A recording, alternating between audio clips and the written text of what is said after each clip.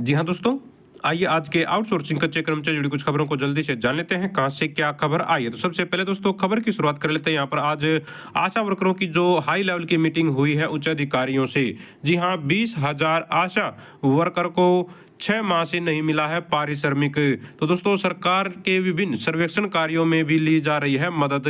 तो 20,000 के करीब जो आशा वर्कर काम कर रही हैं साथियों हरियाणा में, उनको पारिश्रमिक यानी कि उनको जो वेतन है, उनकी जो भत्ते वगैरह बनते हैं वो नहीं मिले हैं। हरियाणा की आशा वर्कर यूनियन के राज्य प्रतिनिधि चंडीगढ़ में स्वास्थ्य विभाग के अतिरिक्त मुख्य सचिव सुधीर राजपाल के साथ वार्ता करते हुए आप लोग देख रहे हैं। बताया गया है यहाँ पर प्रदेश भर की 20,000 से ज्यादा जो आशा वर्कर लगातार काम कर रही हैं, उनके ऊपर काम का बोझ बढ़ता जा रहा है, लेकिन इनका पारिश्रमिक वो है समय पर नहीं दिया जा रहा है। आशा वर्करों के काम की रिपोर्ट तैयार करने के लिए बनाए गए सरकारी ऐप में 40 तरह के काम दर्ज हैं। इसके अलावा भी केंद्र व राज्य सरकार के विभिन्न सर्वेक्षण कार्यों में आशा वर्करों की मदद ली जाती है, मगर उन्हें समय से पारिश्रमिक देने की चिंता स्वास्थ्य विभाग की ओर से नहीं की जा रही है। किसी जिले में आशा वर्कर को 3 महीने से तो किसी जिले में 6 महीने से पारिश्रमिक नहीं मिला है।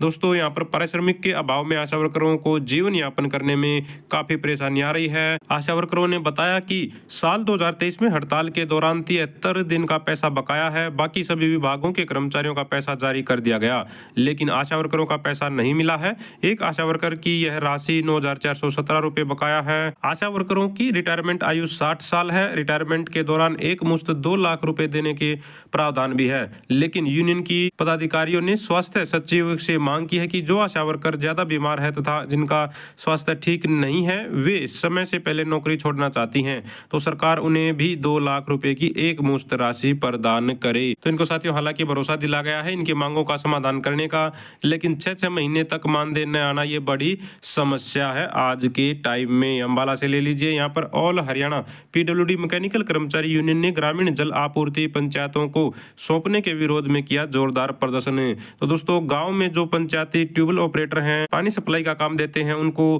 पंचायत के अधीन करने का लगातार विरोध किया जा रहा है। जी हां, 1 अप्रैल से इसको लागू करने की बात बोली गई है, जिसका विरोध कर्मचारी लगातार कर रहे हैं। बताया गया है ग्रामीण जल आपूर्ति सरकार ग्राम पंचायतों के अधीन कर रही है। इस कारण कर्मचारी वर्ग में बहुत रोष व्याप्त है। संगठन इसका घोर विरोध करता है। तो साथियों यहाँ पर घोर विरोध किया जा रहा है कर्मचारियों के द्वारा, और इन्होंने बताया है कि दिनांक 11 अप्रैल को संगठन के हजारों पदाधिकारी तथा कर्मचारी साथी जो प्रदर्शन होने जा रहा है 11 अप्रैल को जंतर मंतर पर, उसमें बढ़ चढ़ कर भाग लेंगे। तो यहाँ पर जल आपूर्ति विभाग के कर्मचारी विरोध जताते हुए ज्ञापन सौंपते हुए। नारनौल से अपडेट ले लीजिए, हरियाणा कौशल रोजगार निगम के युवाओं को हटाना बड़ा धोखा। जी हाँ, विधायक पेटवाड़ ने सुनी जन समस्याएं, अधिकारियों से बातचीत कर जल्द समाधान का दिया है आश्वासन।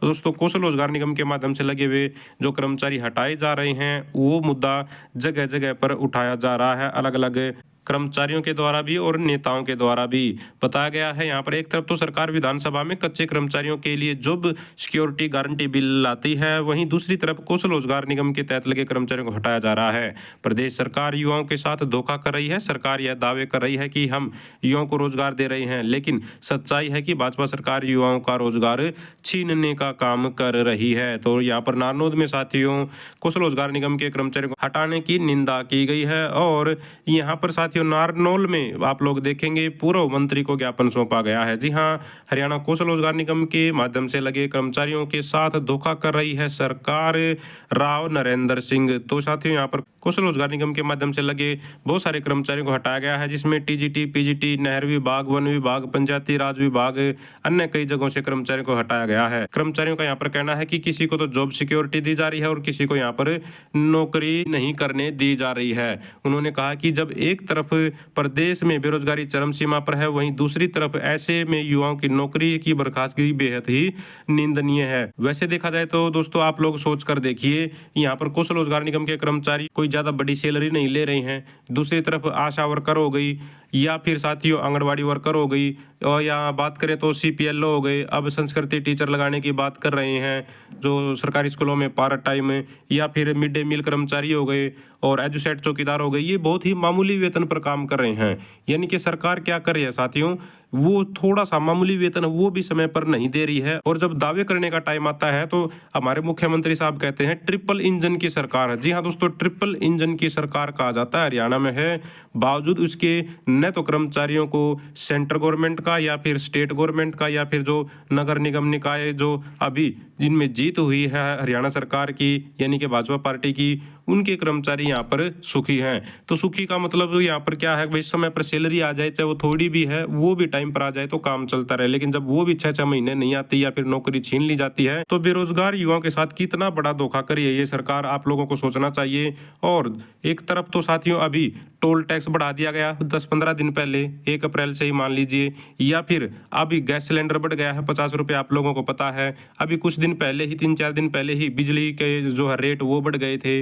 तो आप लोग देखिए महंगाई तो बढ़ती जा रही है और कमाई छीनने जा रही है, यानी कि छीनती जा रही है सरकार कमाई को, लगातार युवाओं की बेरोजगारी का भरपूर फायदा उठा रही है।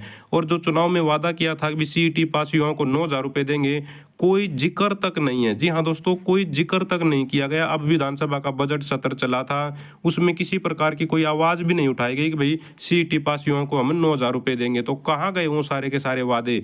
एक तरह से मजबूर कर रही है सरकार, घोट घोट कर मार रही है, खून चूसने का काम कर रही है सरकार बेरोजगार युवाओं का। आप लोग यहाँ पर देखेंगे किस तरह से लगातार प्रताड़ित किया जा रहा है। इसके बाद देख लीजिए यहाँ पर साथियों रेवाड़ी से अपडेट है, कौशल योजना में लगे शिक्षकों को नहीं हटाने की मांग। तो यहाँ पर साथियों हरियाणा कौशल रोजगार निगम अध्यापक एसोसिएशन ने सरकार से हरियाणा कौशल रोजगार निगम के तहत कार्यरत शिक्षकों को नौकरी से नहीं हटाने की गुहार लगाई है। कर्मचारी एसोसिएशन ने रेवाड़ी विधायक के माध्यम से मुख्यमंत्री के नाम ज्ञापन सौंपा है।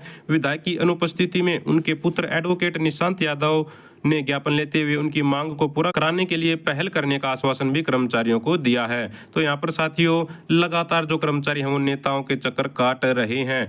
अगर कोई नेताओं के चक्कर ना काटे तो उनको ये फील ही नहीं होता हम नेता हैं। तो हालात ऐसे पैदा किए जा रहे हैं कि जनता इनके पीछे पीछे धक्के खाती रहे, न तो उनका पेट भरे और न ही वो भूखे मरे।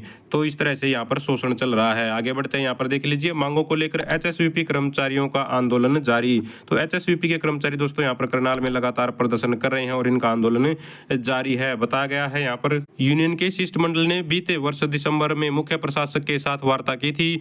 इस दौरान कई मांगों पर सहमति बन गई थी। आज पूरे प्रदेश में सभी कार्यालयों में गेट मीटिंग की गई। 17 अप्रैल को सभी परिमंडल कार्यालयों पर प्रदर्शन करके मुख्य प्रशासक के नाम ज्ञापन सौंपे जाएंगे।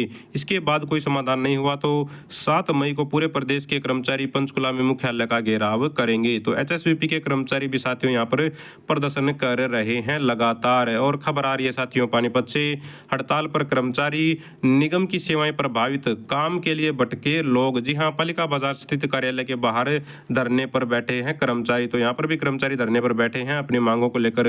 मांगों की बात करें तो यहां पर समान काम समान वेतन का एरियर 2017 से 2023 का एरियर भुगतान जल्द से जल्द किया जाए।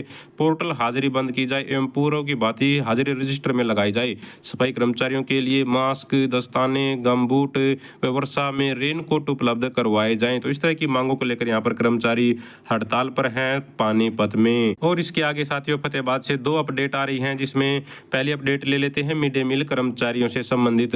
तो 12 को करेंगे मिड डे मील वर्कर प्रदर्शन ने विधायक को सौंपा है ज्ञापन। तो 12 अप्रैल को फतेहाबाद में रोज प्रदर्शन किया जाएगा मिड डे मील कर्मचारियों के द्वारा। मिड डे मील कर्मचारियों का यहाँ पर कहना है कि साथियों इनको 12 महीने की सैलरी दी जाए, साथ में 26,000 रुपये न्यूनतम वेतन दिया जाए। हर महीने की 7 तारीख को इनके खाते में रुपए डाले जाएं। केंद्र व राज्य का मानदेय इकट्ठा और बिना काट छांट के इनको दिया जाए। इनको वर्दी भत्ता, दुर्घटना, घायल होने पर मुआवजा, स्कूलों में स्वयं सहायता समूह बंद करने, कुक को महीने में 2 अवकाश देने जैसी इनकी प्रमुख मांगे हैं। और इन्होंने ये भी कहा है कि सरकार जो स्कूलों को मर्ज कर रही है, तो जो मिड डे मील कर्मचारी हटाई गई हैं अभी तक, उन सभी को वापिस नौकरी पर लिया जाए। फतेहाबाद में ही आप लोग देखेंगे SWM पोर्टल पर हाजिरी का विरोध, नो को DMC को आंदोलन का नोटिस सौंपेंगे कर्मचारी। तो फतेहाबाद में भी साथियों यहाँ पर ऑनलाइन हाजिरी का विरोध करते हुए कर्मचारी नजर आए। नगर पालिका कर्मचारी संघ की गेट मीटिंग में साथियों यहाँ पर आप लोग कर्मचारियों को भाग लेते हुए देख रहे हैं। और सिरसा से अपडेट ले लेते हैं साथियों, यहाँ पर रोडवेज कर्मचारियों ने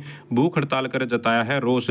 तो सिरसा में कर्मचारियों ने भूख हड़ताल की है। इन्होंने पहले से ही दोस्तों अलग अलग चरणों में भूख हड़ताल का ऐलान किया हुआ है। कर्मचारियों की मांग है कि वर्ष 2002 में भर्ती करते हुए चालकों को नियुक्ति तिथि से पक्का करने पुरानी पेंशन योजना में शामिल किया जाए।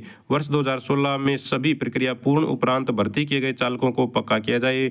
कई वर्षों से बकाया बोनस का भुगतान अतिशीघ्र किया जाए। तो इन सभी मांगों को लेकर, काफ़ी सारी मांगों को लेकर कच्चे और पक्के कर्मचारियों की ये भूख हड़ताल चल रही है पूरे हरियाणा में अलग अलग चरणों में। जिनसे अपडेट आई हुई है साथियों, अब 2 घंटे नहीं पूरा दिन धरना देंगे बिजली कर्मचारी। तो बिजली कर्मचारियों की जो गेट मीटिंग साथियों चली हुई थी all Haryana power corporation worker union के अंडर में साथियों, जो 2 घंटे का धरना दिया जाता था, अब उसको पूरे दिन में बदलने की तैयारी है यहाँ पर कर्मचारियों की। इन्होंने ऐलान कर दिया है। ये कर्मचारी नाराज हैं अपने अधिकारियों के नकारात्मक रवैये से। इनकी समस्याओं का समाधान नहीं कर रहे हैं इनके सीनियर अधिकारी। तो दोस्तों ये थी सारी की सारी आज की आउटसोर्सिंग कच्चे कर्मचारी जुड़ी खबरें। अगर आप भी चाहते हैं हरियाणा में एजुकेशन से रिलेटेड कच्चे कर्मचारी जुड़ी खबरें समय पर पाना तो चैनल को जरूर सब्सक्राइब करें, वीडियो को लाइक करें, दोस्तों के साथ शेयर करें। Thank you very much.